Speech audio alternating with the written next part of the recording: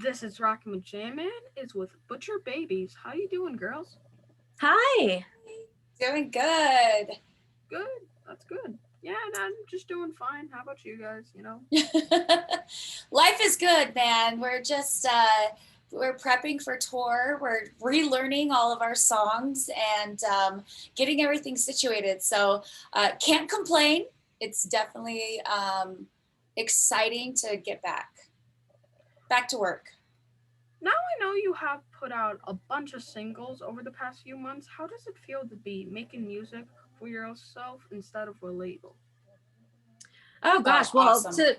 to let you know, we've always been music for ourselves first and primarily. And lucky for us, we never signed one of those horrible deals where they take everything from you, because a lot of labels will try that. But our label we worked with, and it ended up being good at the time for us. And but we really wanted to see what we could do on our own, because it's a whole new landscape out here for music. And a label can help you a lot as far as distribution and getting your record out there to the masses, but you can also do a lot on your own nowadays. So we felt like we're pretty good business savvy people. Let's just give it a go and see how it works out, see what we can do on our own. And now you're interviewing people like me. I love it. Yeah, it's fun. It's fun, and in fact, the way the music industry is now compared to how it was 10 years ago when we signed a deal is so vastly different. So nobody's really uh, an expert on it yet because it's changed so fast. So trying things on our own has been very, very rewarding. We have seen that, hey, we can do this by ourselves, and we started out that way, and we can still do it this way. Maybe we'll sign again someday, but we don't know. We're happy where we are. Do you feel more free in a creative way when making this new music? We've always felt free. I think we've always been one great thing about our prior labels. They had us, they let us do creatively whatever we wanted to do. And they signed us because they knew what we already represented. They didn't sign us to try and change us, which was a huge blessing because there's a lot of bands that get signed and then the label tries to change them. They just let us do everything that we wanted to do. And so we were very lucky with that. And we're still doing that. And it's fun. It's fun. It's creative. There's no rules here. Yeah, that's good. No rules. I have no rules when I have my summertime, you know? Yeah, That's right. yeah, That's right. Pizza in the morning, man. yeah. Finally, I actually don't get to have sleep deprived because I had to stay up all night studying some people during my school years. So, Yes, exactly. You get all the sleep you can get now. yeah, yes, that's very good. I love that track, Last Dance. It really rocks. I liked it a lot. Thank Oh, you. thank you. Did you do a lot of writing during the pandemic when you had all this free time? Yeah, Yes. we did. Yeah. Actually, that song was recorded in 2019.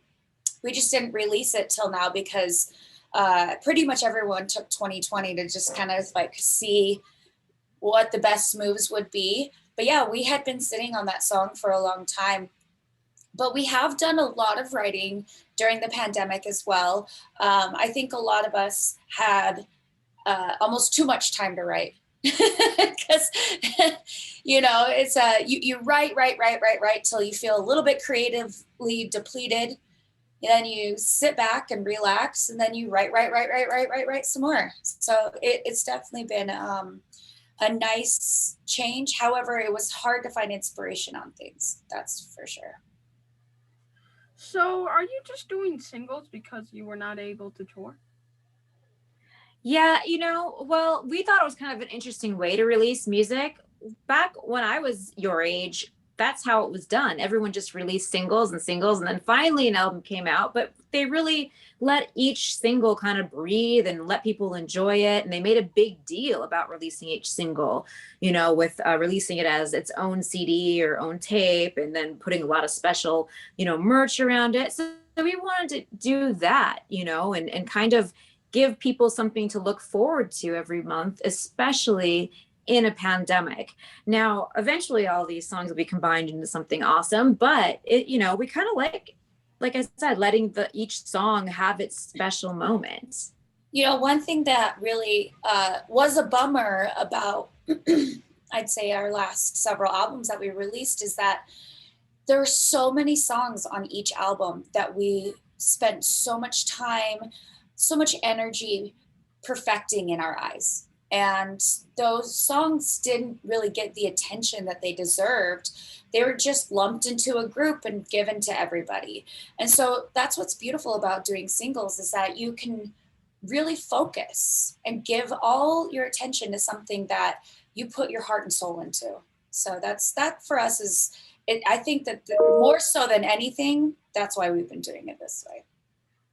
You handle the writing process for your upcoming album? Is writing a group process? It definitely is a group process. Everybody contributes. We wouldn't have it any other way. And I think that everybody, you know, feels invested in the music if they're involved in the writing process. And, you know, we all have something to say. So it's very important that we all do that together. So we wrote a lot of stuff while we all lived in Los Angeles just before the pandemic. And that was cool because we got to write together in person. But we also did writing sessions over Zoom, which became like a new normal for us. And it became a lot easier to do after a couple times of trying it like that. But we still got together in person a couple times in a studio and wrote all together as well. Heidi, do you think your past career in the radio industry helped you going into the music industry in your radio past career?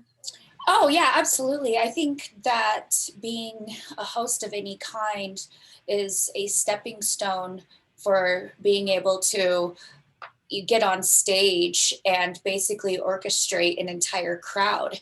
For me, it always came naturally, but being able to improvise or look at a situation that's happening and being able to describe it in a funny way or take things a little bit on the lighter side. I think that that's definitely something that has helped my career. Now, did it get my foot in the door? No.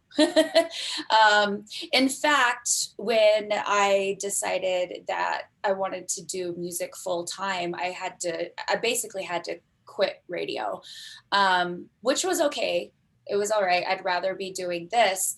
But the problem is that when you're in that industry and then you kind of transition to this industry, people don't really take it that seriously because they're the people who are supposed to be playing your music, but they look at you as like, oh, it's our co-host or our weekend girl or our morning show host, like they don't really take it very seriously. They don't look at you as like the artist. They look at you as a friend instead. So it was kind of it's definitely like a little bit of a battle there, but I would never change my radio career for anything.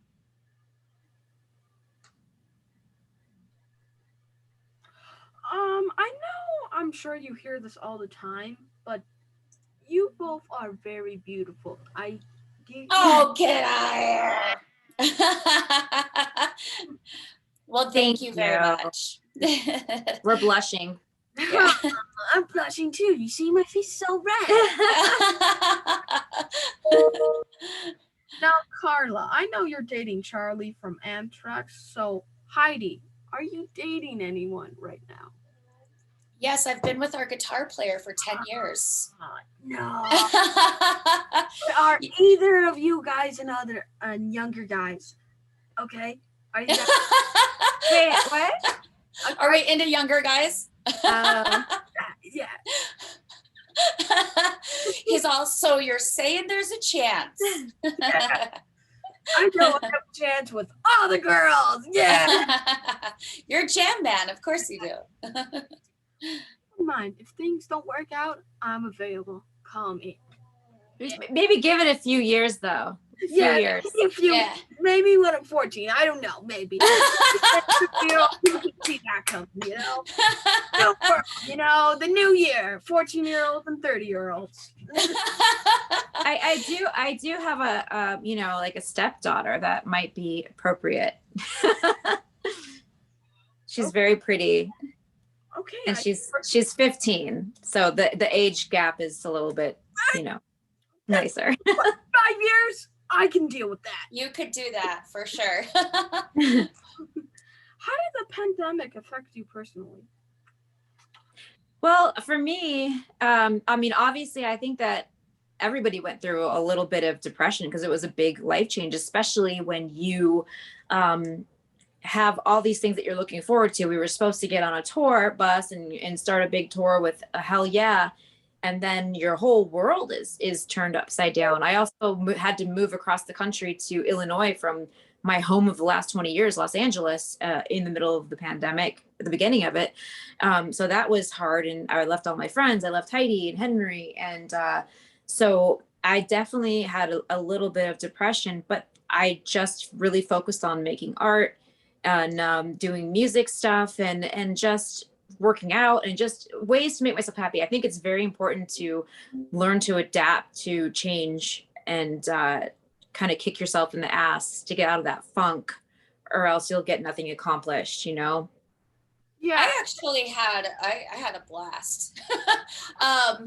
I moved as well, but I am grateful for the time off. I'm grateful that the entire music industry shut down because there were certain artists in our genre whom I would never have been able to hang out with, never have been able to create friendships with.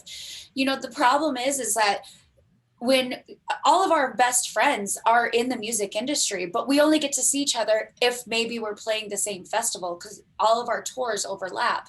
And so with the music industry completely shutting down, we got to put a lot of emphasis on those friendships. And I think that I had been missing that over the past 10 years. I really missed, having these friends where you have dinners together and you hang out and have movie nights and stuff, and they're all touring musicians, but we all kind of just made it work together.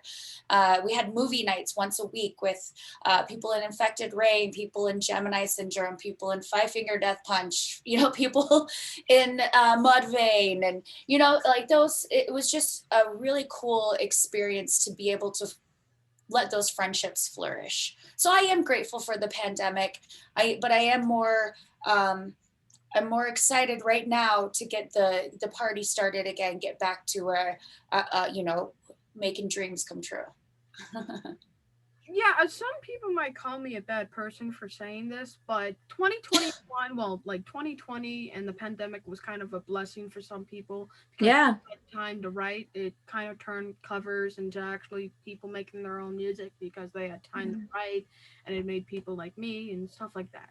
Yeah, Yeah. absolutely. And I really enjoyed, like, I got to move in with Charlie. We've been dating for so long, but we finally got to move in with each other and spend a lot of downtime together because either he'll be on tour or I'll be on tour. So spending time with my, the people that I love was awesome. 2021 is going to be the years of ladies of rock. You know that, right? A lot of female friends. I thought this whole last decade has been the decade of ladies of rock. I think we got dibs on the next one too. Yeah. Well, yeah, there have been so many female-fronted bands, rock and metal bands have been coming out. So it's very good to see that women and men and they're rising up. Well, it's like what we're seeing here is just the equality that should have been happening from the beginning, but definitely over the past decade, we've seen, especially since Carla and I started, we started 12 years ago, but I'd say in the past decade, we've seen an uprising in females in rock and metal coming in there and just taking over. And it's really cool because we're all friends. We all kind of did this together. We're all friends. And so we don't mind making 2021 our year. With that being said, how do you make sure you stand out and you're not just another pretty face in the mix? Wow, that's quite a question there. I don't think that we've ever worried about not standing out. I think our music is very different from anything else out there, especially with having two vocalists with two very different styles and fusing them together to create something that's different. I've never worried about our music or our stage show not sticking out. And I also don't worry about Heidi and I as individuals not sticking out. I think that if you speak to either of us, you understand that we are not just a pretty face. You understand that we are both very educated, very passionate people in both of our respective careers, like whatever else we do in life. That's why we're friends. In fact, I wouldn't be Heidi's friends or in a business with her if I thought she was just another pretty blonde. And the same goes, for me. Well, We also, our whole lives have set ourselves apart from others by being passionate about everything that we do. what's really interesting too is like, it's interesting to hear things phrased that way because I didn't grow up a pretty girl. That wasn't something that I was considered as growing up. So people saying like, "Oh, another pretty face," like, "Oh my God, thank you," but Yeah. but it's not. It's never been in the forefront of my mind. So everything that you see us do is just, we're it's coming straight from our minds. We're not trying to do anything to be different than everybody else. We just uniquely are who we are, just like you're uniquely you. And that's I think that stands out rather than trying to be something. We just are who we are, and I think people can see that honesty in our music and our stage show. Mhm. Do you feel more pressure in the industry being a female? Do you feel any more pressure? I just don't know what it's like to be a male in the industry, so I don't know.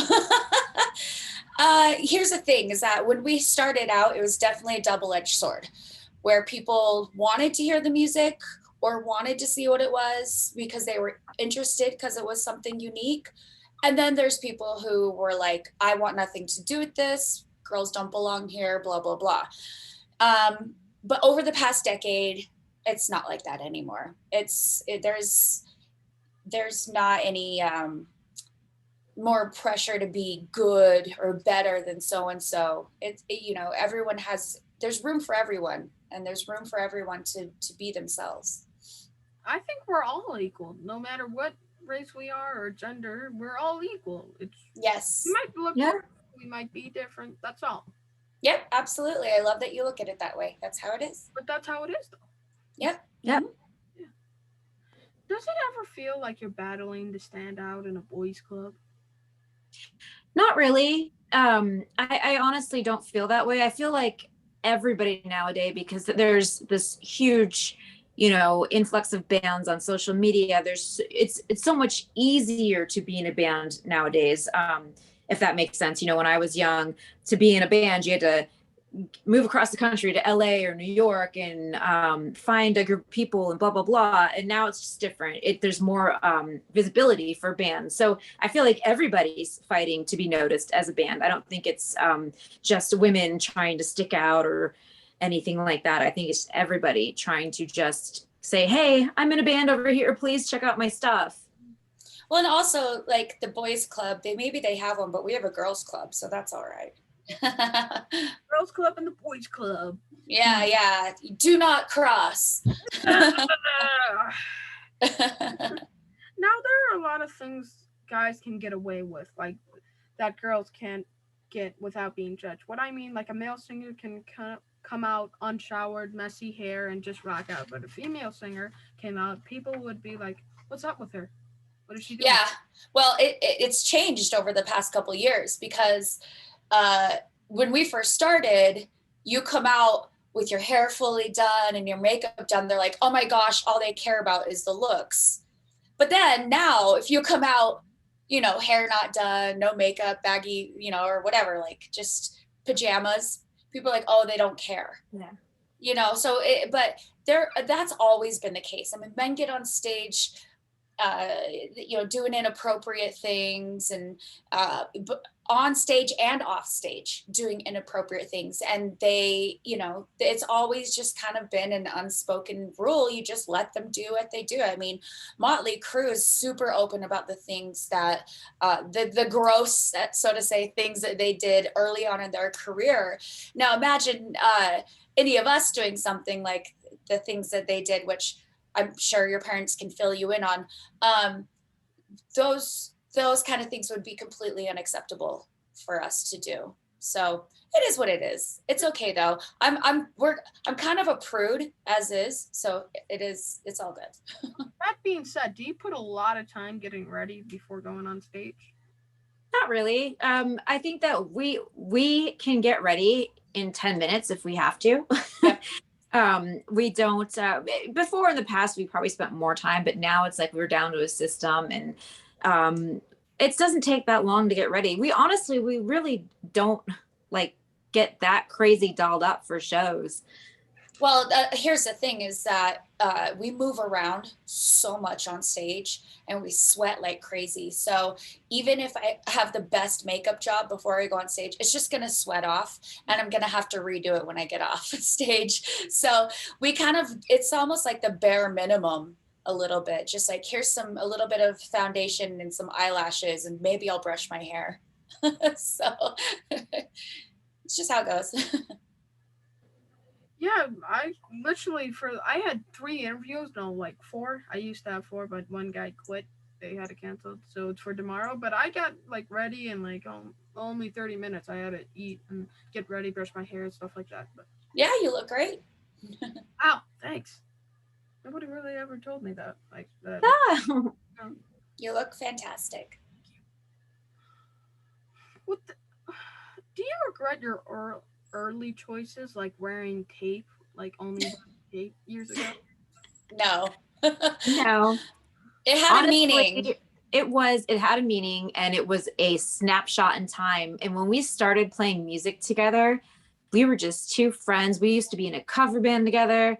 And let me tell you, the early shows that we played together were so crazy and so incredible, real punk rock. I mean, we would be covered in blood and feathers and have the tape on our nipples. And we honestly, we wanted to be, to tour and all that, but we didn't know that we would be an internationally touring band with the young kids coming to shows.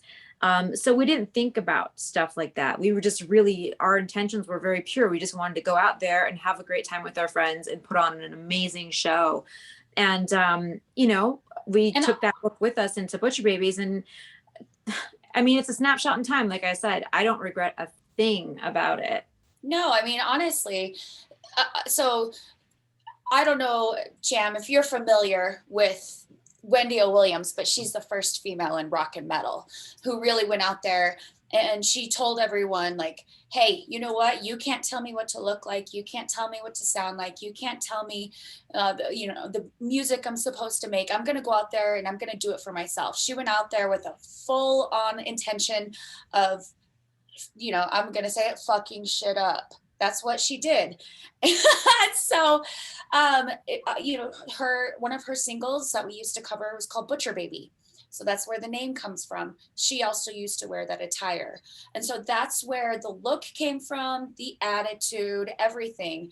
And it's not lost on me that people didn't get that correlation. But that's okay because we did. And to us, we lived in that memory of Wendy O. She basically crawled so we could run. So that's kind of, we don't regret that at all. I wouldn't do it now. I'm old.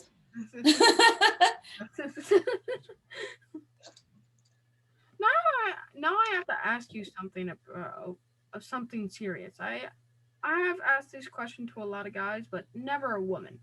What do you guys think about cancel culture? Cancel culture. It depends on what you're being canceled for, I guess. If you're Harvey Weinstein and you're being canceled for that kind of stuff, then I think that if one person can speak out about something horrible that somebody did, and give other people the courage to talk about it, then that's great. But other times, sometimes people are having a moment, a bad day, and they really need a friend, and they say something or do something awful that is not truly representative of who they are on a daily basis. But if the video goes viral and then they're canceled, they're fired from their job, I think that kind of sucks, because we've all had our meltdown moments. And I don't think it's fair to base a person's whole identity on one meltdown moment. But again, it just depends on what the person did. Yeah, I mean, if someone's a serial bad guy, you know, like, or a serial bad girl, like always, you know, causing other people pain in any sort of way, that to me is grounds for dismissal from being in the public eye, because you don't deserve to be a role model in that instance. Now, as Carla stated, we've all had bad days.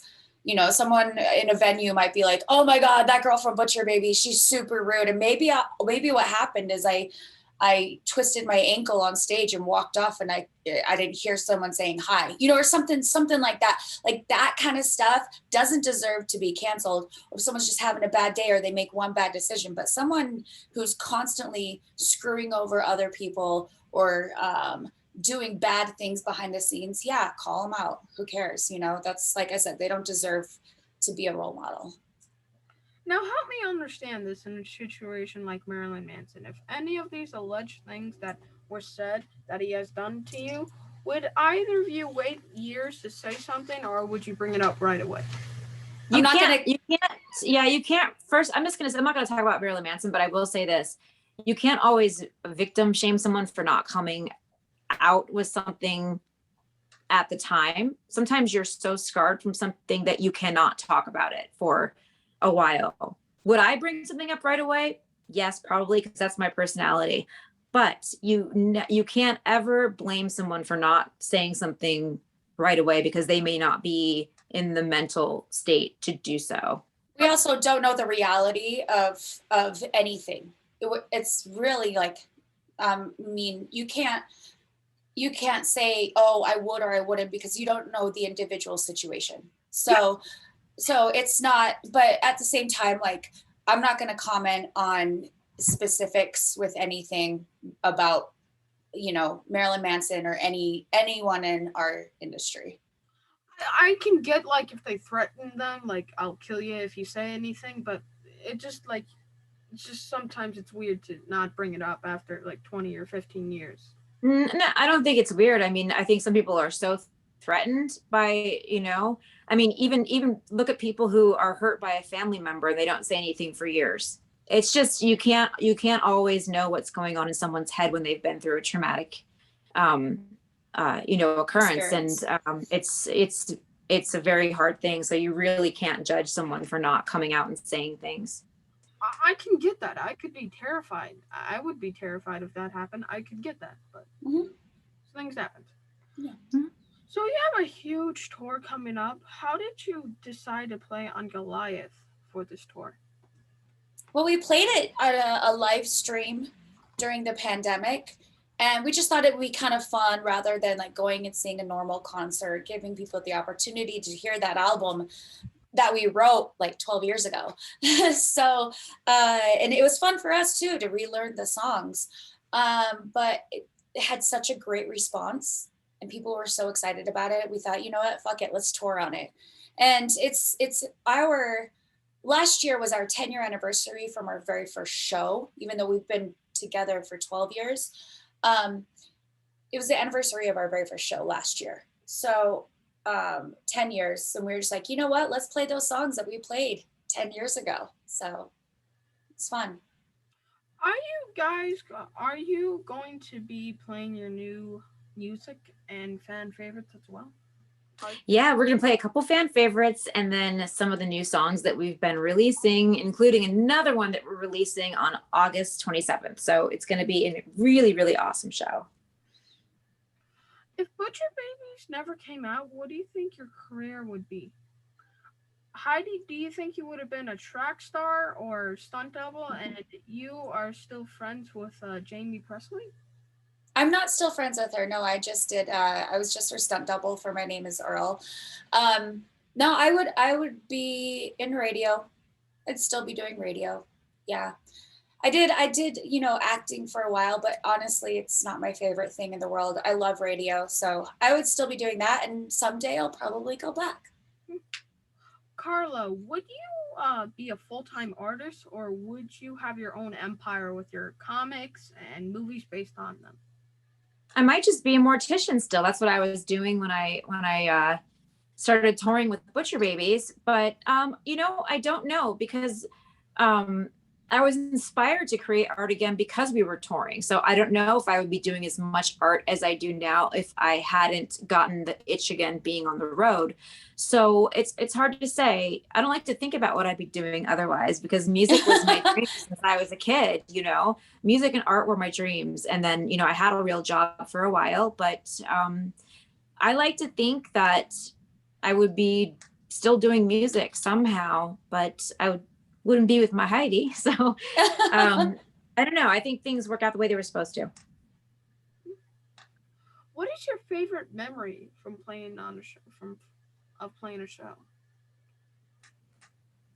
Mine is we were on tour with Marilyn Manson, and we were in Canada, and it was our first big tour. We had done a smaller one prior to that was really tough, but this one was really big, really cool. He's an icon. And so we were so excited to be playing these shows. It was our first time in Canada, and we're on stage and we're singing a song called National Bloody Anthem, and it goes, "There's blood everywhere," and it chants that. And I looked out into the crowd, and as far as I could see, fists in the air, screaming, "There's blood everywhere," back at us. It was the first time that anything like that had happened, that people were screaming our lyrics back at us. And it was so crazy because I was brought back to me as like an 11-year-old kid with my headphones on, listening to a band, pretending I was a singer, pretending how it would feel to have the crowd do that. And I remember I turned around and I looked at everyone in the band, and I was floored because it was like in that first moment, it was like, oh my God, we made it. Made it, everyone. Yeah, so we did it. So that's my favorite moment. One of my favorite moments is we were playing in France and we were all tired. We were in a Sprinter van and we didn't have any rest, and we were going to play Hellfest, and we didn't know how many people were in the crowd watching. And so, you always run out on stage, and we ran out on stage, and it was like, holy shit, because there was like, was it like 50,000 people? It was some insane number of people. It had to have been between 80 and 100,000 because those festivals, that's what they hold. Like Vakken does like 120. So yeah, those festivals are insane. It was insane. And the moment was like, I was so tired and so exhausted. And then to come around that corner and get on the stage and see that many people to watch us, it was just like life-changing. I'll never forget that moment. Yeah, like Woodstock does 300,000 people. My parents and well, only my dad, but my grandparents and my aunt were actually at Woodstock '99.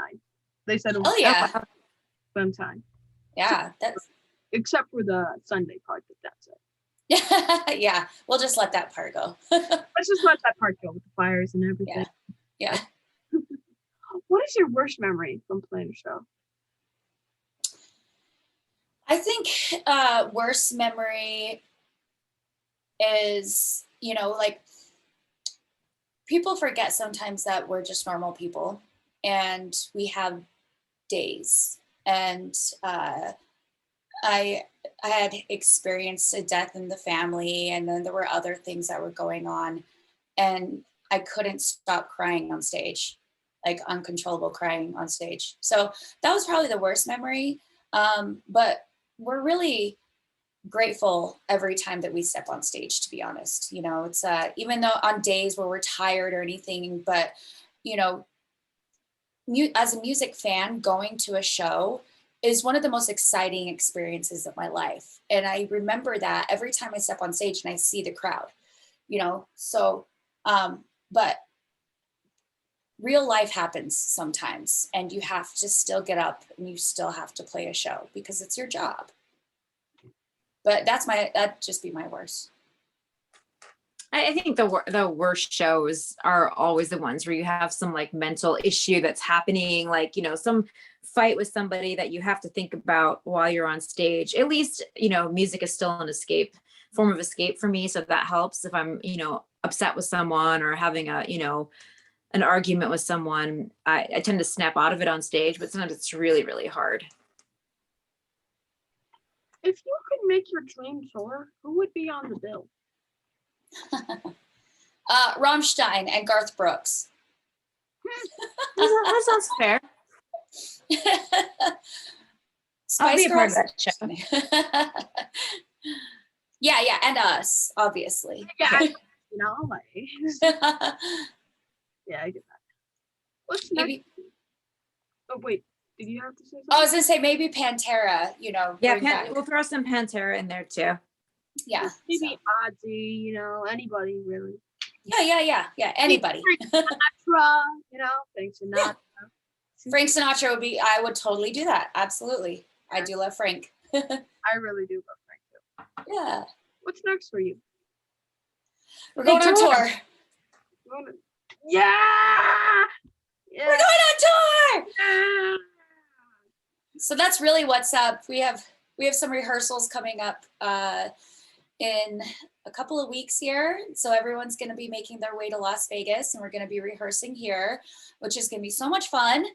And then we get to go on tour. So I'd say things are looking up in the world. Starting to open back up slowly. Carla has an art show coming up August. Yeah, I have art 6th. show August 6th and 7th in New York City. That's going to be really fun. And just looking forward to getting back out there. How do my followers follow you? Like, where's your website? And we're really active on social media, so make sure that all your followers follow at Butcher Babies pretty much on every form of social media. And then I'm Carla Harvey on Twitter and on Instagram and Facebook. I'm Heidi the Butcher. Pretty easy. But we also we've got tickets and VIP. Our VIP is selling out really fast every day. The VIP like something else sells out. I think we're sold out of like 10 dates now. So get your tickets, get your VIP at butcherbabies.com. Well, thank you for being on our show, girls. I hope the next time we talk is at the backstage at one of your shows. Yeah. Have a good. All right. Awesome. Well, thank you. Bye. Bye.